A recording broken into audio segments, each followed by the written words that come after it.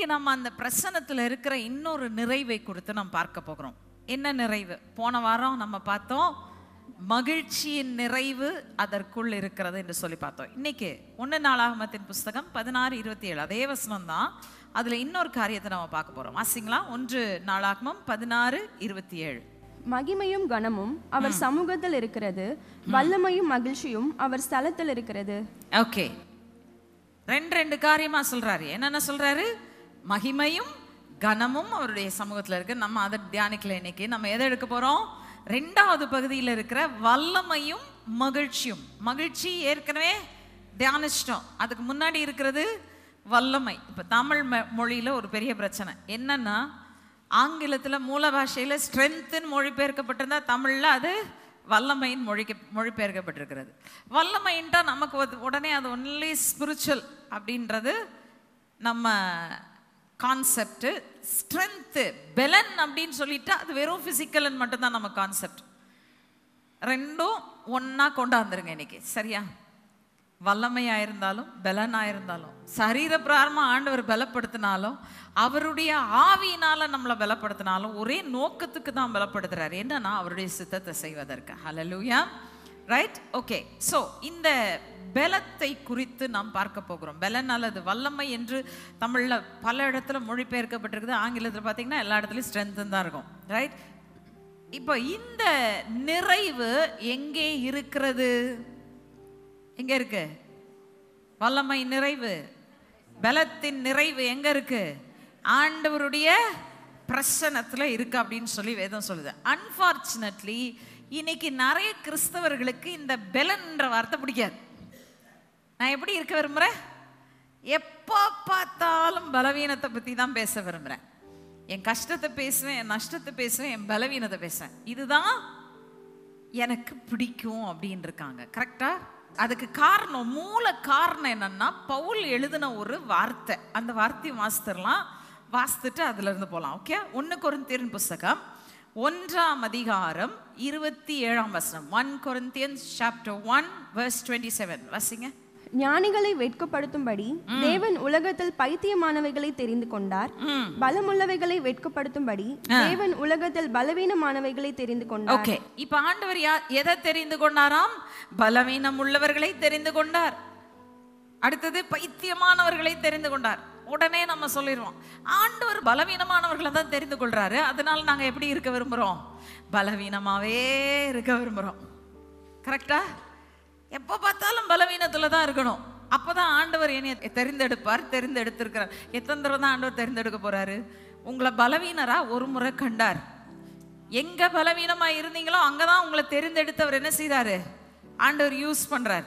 Okay, ஆண்டவர் ஒரே reason ஏன் நமக்கு இருக்கிற பலவீனத்துல ஏன் தெரிந்தெடுக்கிறாரு, ஏன் பைத்தியமா தோன்றுகிற ஒன்றைய தெரிந்தெடுக்கிறார்னா, he gives the reason also. 1 கொரிந்தியர் 1:29. 1 Corinthians chapter 1 verse 29. வாசிங்க.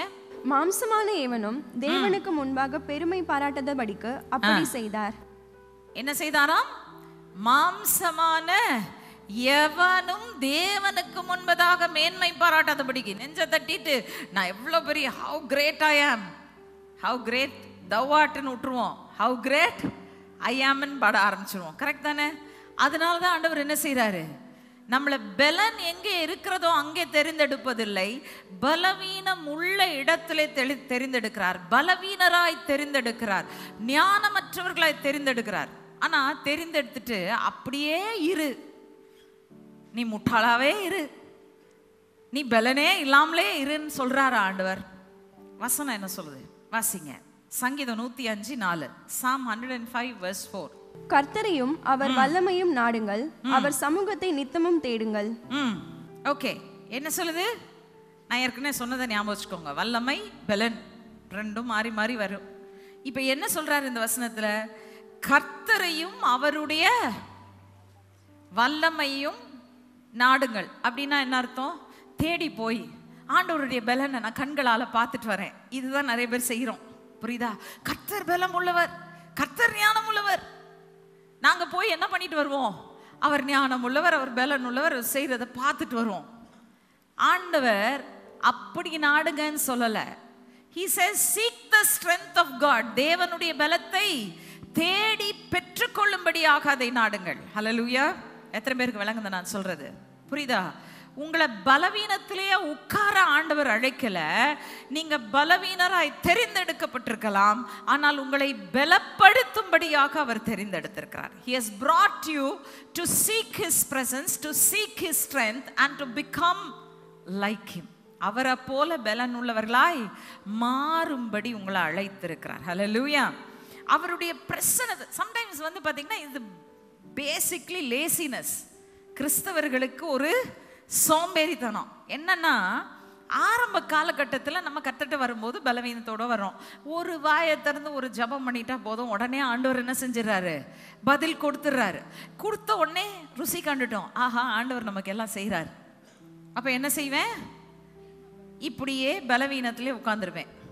நான் எந்திரிக்க மாட்டேன், இந்த பலவீனத்தை விட்டு வெளியில் வரமாட்டேன். I always want to be a baby. ஏன்?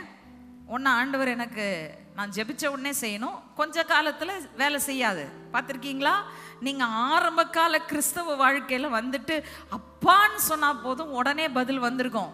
ஆனால் கொஞ்சம் வளர வளர வளர வளர ஜெபம் பண்ணுறேன், வரமாட்டேங்குது பதில். உடனே என்ன பண்ணுறது? நம்ம பாஸ்டர் ஜெபம் பண்ணுங்க எனக்காக.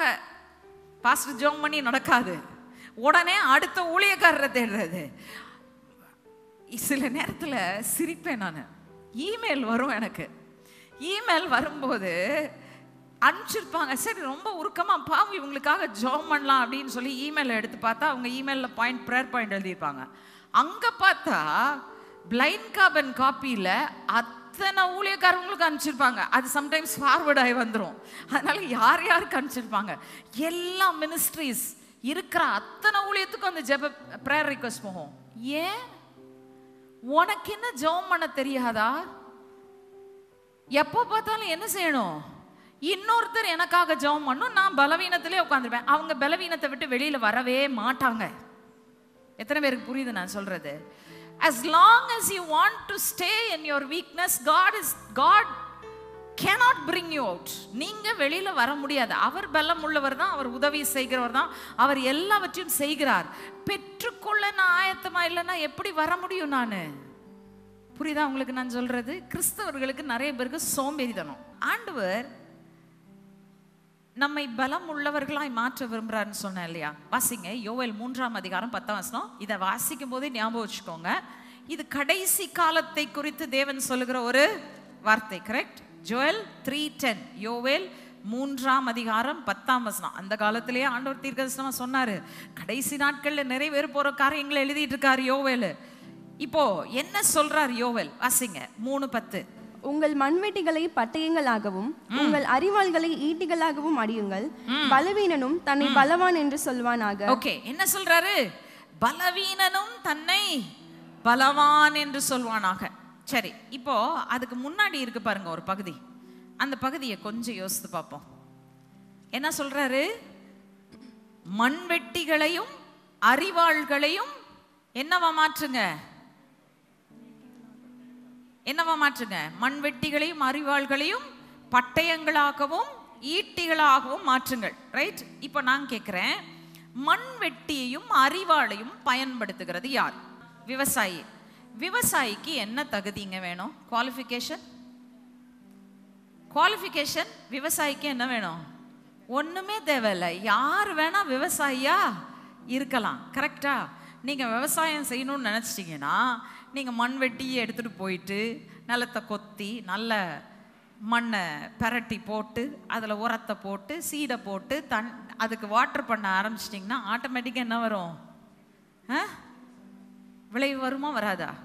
இதுக்கு ஒன்றும் பெரிய தகுதியும் தேவையில்லை, பெரிய ஞானமும் தேவையில்லை, ஒன்றும் தெரியல. ஆனால் அவர் என்ன சொல்கிறாரு? இந்த இம்ப்ளிமெண்ட்ஸை யூஸ் பண்ணுற நீங்கள் அதை என்னவா மாற்றுங்க? பட்டயமாகவும் ஈட்டியாகவும் மாற்றுங்க. இப்போ பட்டயத்தையும் ஈட்டியும் பயன்படுத்துகிறவன் யார்? சோல்ஜர். சோல்ஜராக இருக்கிறதுக்கு தகுதி வேணுமா வேணாமா? கட்டாயமாக வேணும். You need training, you need boldness, you need courage, you need strength. தைரியம் வேணும், வீரியம் வேணும், பலன் வேணும். இது இல்லாமல் நீங்கள் என்னவா இருக்க முடியாது? என்னவா இருக்க முடியாது? பக்கத்துல இருக்கவங்களை பார்த்து சொல்லுங்க, வீரனா இருக்க முடியாது. அல்லேலூயா. பலவீனமா இருந்தீங்கன்னா வீரனா இருக்க முடியாது. பெலன் என்பது தேவன் அலங்காரமாய் கருதுகிறார் என்று சொல்லி நான் சொல்லல, வேதம் சொல்லுது. வாசிங்க சங்கீதம் 96:6, Psalm 96:6. மகிமையும் கனமும் அவர் சமூகத்தில் இருக்கிறது, வல்லமையும் மகத்துவமும் அவர் பரிசுத்த ஸ்தலத்தில் உள்ளது. இந்த பைபிள்ல இந்த வேர்ட் பேரிங்க எப்பவுமே நம்ம கேர்ஃபுல்லா கவனிக்கணும். ஆண்டவர் 2 வார்த்தையை சொல்றான்னா சும்மா ஏதோ பொயட்டிக்கா எடுத்து ஆண்டவர் போடுறதும் இல்லை, அவருக்கு எழுத தோணிச்சுன்னு சொல்லி போடுறதும் இல்லை. there is a meaning to it. அதற்கு காரணம் உண்டு. இங்க என்ன போடுறாரு, என்ன சொல்றாரு? வல்லமையும் மகத்துவமும். அன்பார்ச்சுனேட்டா தமிழ் பைபிள்ல மீனிங் போயிருச்சு. இங்க இருக்கிற மூல வார்த்தை பார்த்தீங்கன்னா டிஃபாரா அல்லது டிஃபாரத் அப்படின்னா என்ன அர்த்தம்? மகத்துவம் மொழிபெயர்க்கப்பட்டிருக்கு பார்த்தீங்களா தமிழ்ல. அந்த இடத்துல டிஃபாரா டிஃபாரத் அப்படின்னு சொன்னா அலங்காரம் தான், பியூட்டிஃபுல் தான், ஆர்னமெண்டேஷன் தான். எது உங்களுக்கு அழகு, எது உங்களுக்கு அலங்காரம்? உங்க பலவீனம் அல்ல, உங்கள் பலன் தான் உங்கள் அலங்காரமாய் இருக்கிறது. ஹல்லேலூயா. your strength is the beauty that God sees in you. பலம் உள்ளவர்களாய் நீங்கள் நிற்கும் பொழுதுதான் அந்த அழகு உங்கள்கிட்ட இருந்து வெளிப்படும் அப்படின்னு சொல்லி நம்ம பார்க்கிறோம். பலம் உள்ளவர்களாய் இருப்பதுதான் உங்கள் அலங்காரமா இருக்கிறது. சரி, இப்போ ஏன் அந்த ஸ்ட்ரென்த் போடணும்? இந்த அலங்காரம் ஏன் எனக்கு வேணும்? அது இல்லாமலே இருந்துக்கிறேனே பரவாயில்ல அப்படின்னு நீங்க சொன்னா 4 காரியங்களை இழப்பீங்க. என்னன்றத நம்ம வேதத்துல இருந்து வேகமா இன்னைக்கு பார்க்க போறோம். முதலாவது காரியம் ஏசாயா 52:1-2 வசனங்கள்ல இருக்குது. ஐசாயா chapter 52 verses 1 and 2 வாசிங்க. எழும்பு எழும்பு சீயோனே, உன் வல்லமையை தரித்துக்கொள். பரிசுத்த நகரமாகிய எருசலேமே, உன் அலங்கார வஸ்திரங்களை உடுத்திக்கொள். விருத்த சேதனம் இல்லாதவனும் அசுத்தனும் இனி உன்னிடத்தில் வருவதில்லை. தூசி உதறிவிட்டு எழுந்திரு, எருசலேமே வீற்றிரு. சிறைப்பட்டு போன சீயோன் குமாரத்தியே, உன் கழுத்தில் உள்ள கட்டுகளை அவிழ்த்து விடு. ஓகே, என்ன சொல்றாரு? எழும்பு எழும்பு சீயோனே உன். சரி, அடுத்த வார்த்தை என்ன வருது? வல்லமையை தரித்துக்கொள், அலங்கார வஸ்திரங்களை உடுத்திக்கொள். பார்த்துக்கிட்டீங்களா? அந்த பெலனும் அலங்காரமும் ஒன்னோட ஒன்று சேர்ந்து தான் போகுது எல்லா இடத்துலையும். நிறைய இடத்துல நான் பார்த்துட்டேன். இந்த பைபிளில் எல்லா வசனமும் எடுத்தேன்னா இது பைபிள் ஸ்டடி ஆயிரும், சண்டே மார்னிங் மெசேஜாக இருக்காது. அதனால ஒரே ஒரு வசனம் முன்னாடி காட்டினேன், இப்போ அடுத்த வசனத்தையும் பார்த்துட்டீங்க. என்ன கூடவே வருது? பெலன் எங்க இருக்குதோ அங்க அலங்காரமும் இருக்குது. ஆண்டவர் சொல்றாரு, எழும்பு எழும்பு சீயோனே, உன் வல்லமையை தரித்துக்கொள், உன் அலங்கார வஸ்திரங்களை உடுத்திக்கொள். ஏன் அந்த அலங்கார வஸ்திரங்களை உடுத்திக் கொள்வதற்கு, அந்த பெலனுள்ள வஸ்திரங்களை உடுத்திக் கொள்வதற்கு காரணம் என்ன? அவர் சொல்றாரு, சிறைப்பட்டு போன சியோன் குமாரத்தியே, உன் கழுத்தில் உள்ள கட்டுகளை அவிழ்த்து விடுறதுக்கு உனக்கு பெலன் தேவை. அல்லேலூயா. கர்த்தர் சிறையிருப்புகளை மாற்றுகிறார். மாற்றுறாரா இல்லையா? நீங்களா மாத்துறீங்க? இல்ல, கர்த்தர் சிறையிருப்பை மாற்றுகிறார். இப்ப சிறையிருப்புன்றது ஒரு பிக்சர் எடுத்துக்கோ. நீங்க ஜெயிலுக்குள்ள இருக்கிறீங்க, ரைட்? ஜெயிலில் கம்பி இருக்கு. கம்பி என்றதுக்கு உங்களை உள்ள போட்டாங்க, நீங்க அங்க இருக்கிறீங்க. திடீர்னு ஆண்டவர் டிசைட் பண்றாரு உங்களை ரிலீஸ் பண்ணணும்னு சொல்லிட்டு, ஆண்டவர் சிறையிருப்பின் காலத்தை மாற்றேன்னு சொல்லிட்டு அந்த ஜெயில் கதவுல இருக்கிற லாக்ல கீயை போட்டு திறந்து விட்டுட்டாரு. நீங்க ஆண்டவரே எந்திரிக்க முடியல, ஆண்டவரே கால் வலிக்குது, நான் இங்கேயே உட்கார்ந்துருக்கேன் அப்படின்னு சொன்னா, அவர் சிறையிருப்ப முடிவுக்கு கொண்டு வந்துட்டாரு. ஆனா நீங்க இன்னும் சிறையிருப்ப விட்டு, எத்தனை பேருக்கு விளங்குது நான் சொல்றது? புரியுதா நான் சொல்றது? நான் கிரீக் அண்ட் லாட்டின் பேசலன்னு நினைக்கிறேன், நான் வெறும் தமிழ் தான் பேசுறேன். புரியுதா? எத்தனை பேருக்கு புரியுது? நீங்க ஒரு அறைக்குள்ள இருக்கிறீங்க, பூட்டப்பட்டு இருக்கிறது, உங்களால வெளியில வர முடியல. திடீரென்று அறை கதவு திறக்கப்படுகிறது, ஆனால் நீங்கள் இன்னமும் நான் உள்ளதான் உட்கார்ந்திருப்பேன்னு சொன்னா யாராலையும் உங்களுக்கு உதவி செய்ய முடியாது. விளங்குதா? அதுக்கு தான் ஆண்டவர் சொல்றாரு, எழும்பு எழும்பு சீயோனே, உன் வல்லமையை தரித்துக்கொள், உன் அலங்கார வஸ்திரங்களை உடுத்திக்கொள், உன் கழுத்தில் உள்ள கட்டுகளை அவிழ்த்து விடு. We need strength to come out of our captivities.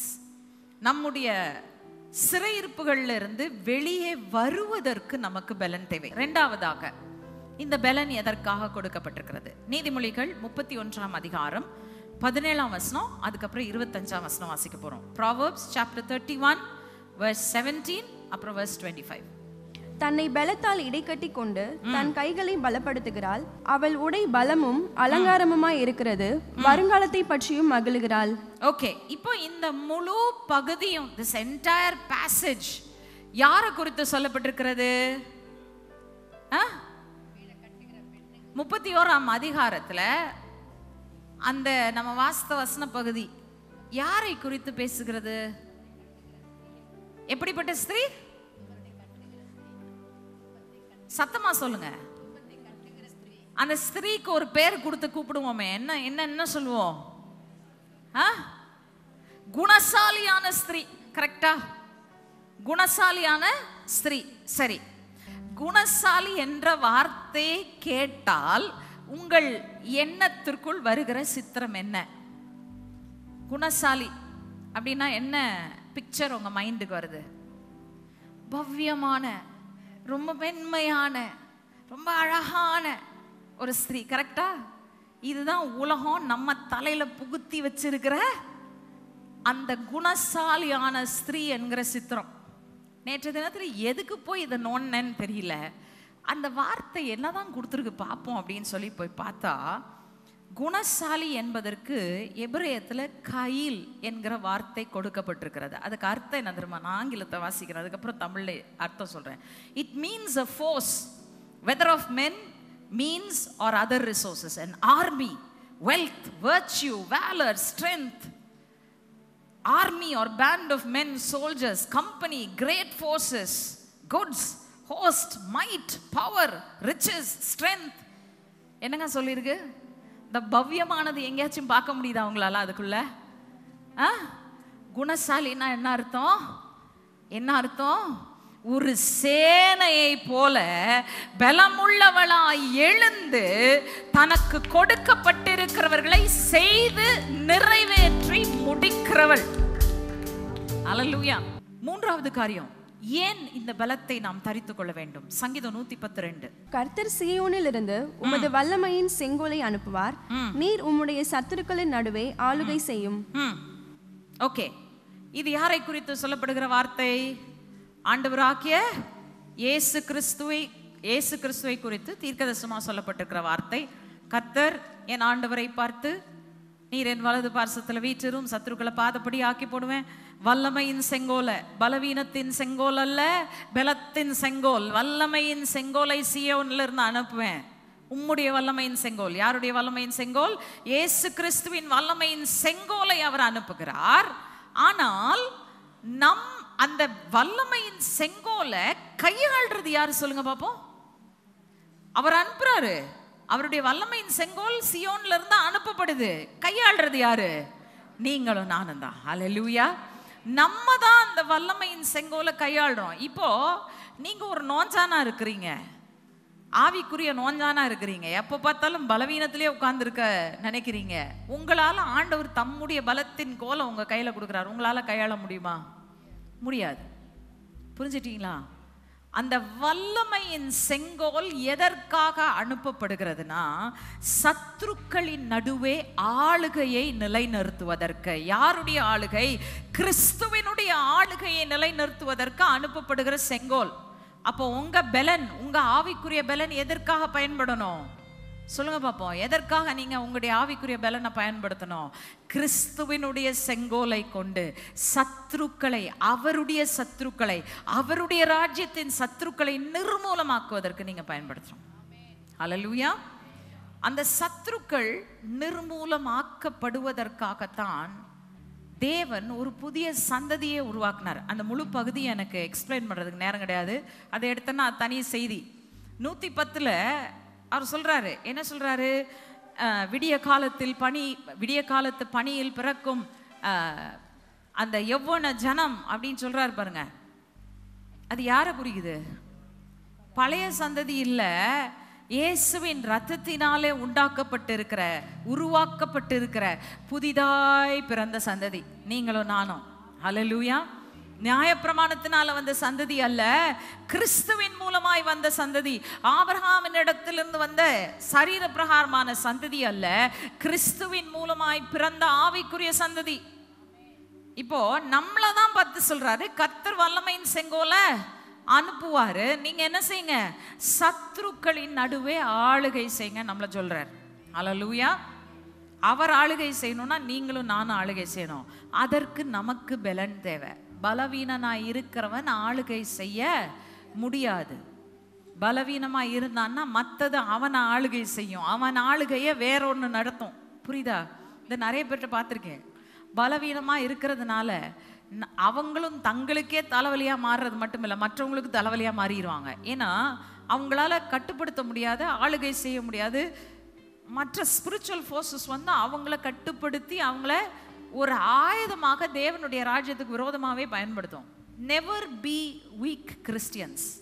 பலவீனம் உள்ள கிறிஸ்தவர்களாக ஒருபோதும் இருக்காதீங்க. ஏன் தெரியுமா? நீங்கள் பலம் உள்ளவர்களாக இல்லைன்னா சத்ரு ஈஸியாக உங்களை பயன்படுத்திடுவான். பயன்படுத்த ஆரம்பிச்சான்னா நீங்களே தேவனுடைய ராஜ்யத்துக்கு விரோதமான ஒரு ஆயுதமாக மாறிடுவீங்க. வழங்குதா? பலன் உள்ளவர்களாய் இருக்கும்படி அழைக்கப்பட்டவர்கள். சரி, அடுத்தது கடைசியா ஒரே ஒரு காரியம் மட்டும் சொல்லி முடிச்சிடுறேன். சங்கீதம் 84:5. எதற்காக இந்த பலன் தேவை?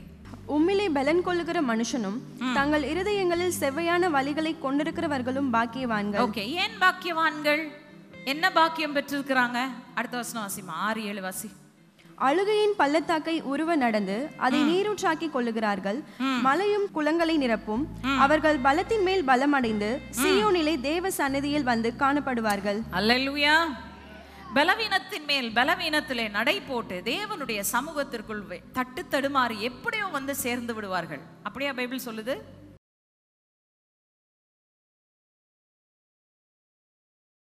ராஜ்யத்துக்குள்ள வந்து விழுந்துட்டோம் அப்படின்னு சொல்லுதா?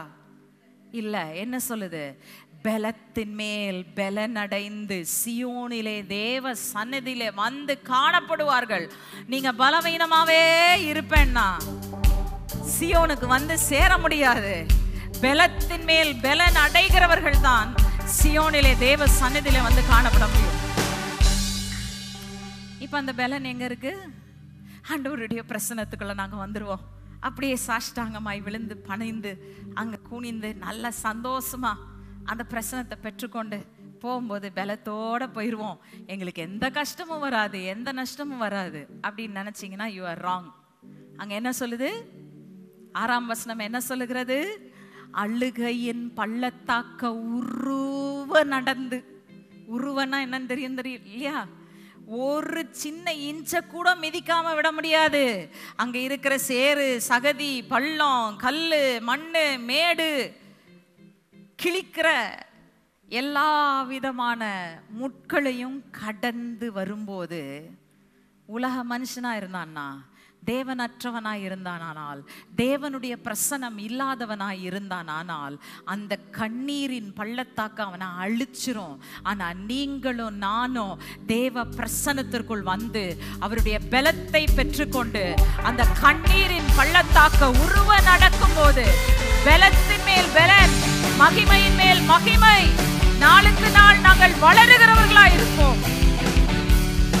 நாங்கள் குறுகி போகிறவர்கள் அல்ல, நாங்கள் குன்றி போகிறவர்கள் அல்ல, நாங்கள் பெருகுகிறவர்களாய் இருப்போம். அல்லேலூயா, அல்லேலூயா. நல்லா ஞாபகம் வச்சுக்கோங்க, பலத்தின் மேல் பலன் அழுகையின் பள்ளத்தாக்குல இருக்கு.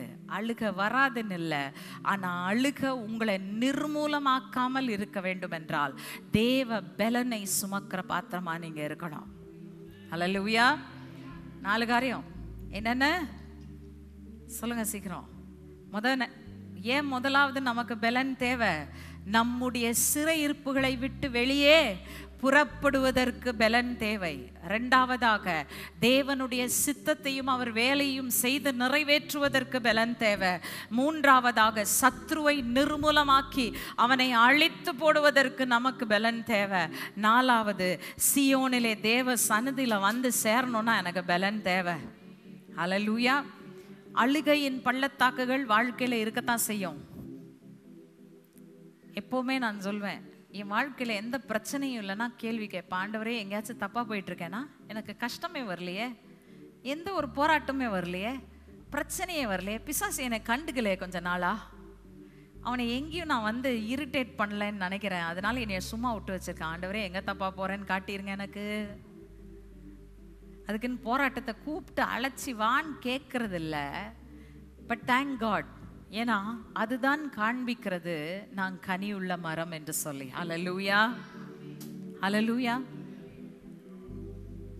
சில நேரத்தில் வர கமெண்ட்ஸ், வர பேச்சுகள் எல்லாம் பார்த்தா பாஸ்டர் சொல்லுவாங்க, போதி தயவு செய்து நிறுத்திருந்த ஆன்லைனான்வாங்க. நான் சொல்லுவேன்ப்பா, கனி உள்ள மரத்தில் தான் கல்லடி விழும், விழட்டும் பரவாயில்ல. நமக்கு பிசாசுக்கு எங்கேயோ தொந்தரவு கொடுக்குறோன்னு நமக்கு தெரியுது. அப்போ நம்ம என்ன செஞ்சுட்டு இருக்கோம்? பலத்தின் மேல் பலன் அடைந்து சியோனை நோக்கி நம்ம நடை போட்டு கொண்டு இருக்கிறோம். Hallelujah. Remember, you are chosen, taken in weakness. ஆனா நீங்க அதிலே இருப்பதற்கு அழைக்கப்பட்டவர்கள் அல்ல. தேவனுடைய பலத்தை பெற்றுக்கொண்டு நீங்கள் பலவான்களாய் மாறுவது மட்டுமல்ல, பலவான் கையில் உள்ள அம்புகளாய் இருப்பது மட்டுமல்ல, சத்துருக்களை சிதறடித்து அநேகரை கிறிஸ்துவின் ராஜ்யத்தில் பலவான்களாய் நிலைநிறுத்த அழைக்கப்பட்டவர்கள். ஹல்லேலூயா. எத்தனை பேருக்கு அந்த பலன் உள்ள பாத்திரமா இருக்கணும்? எழும்பி நிற்போமா? ஆண்டவருடைய சமூகத்தில் நம்ம ஒப்பு கொடுப்போமா?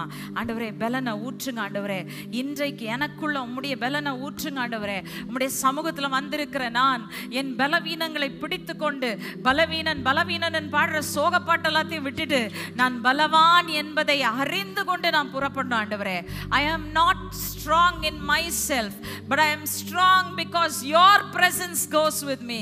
உம்முடைய பிரசன்னத்தில் இருக்கிற அந்த பலன் என்னை நிரப்பி இருக்கிறபடியினால் நான் பலவான்.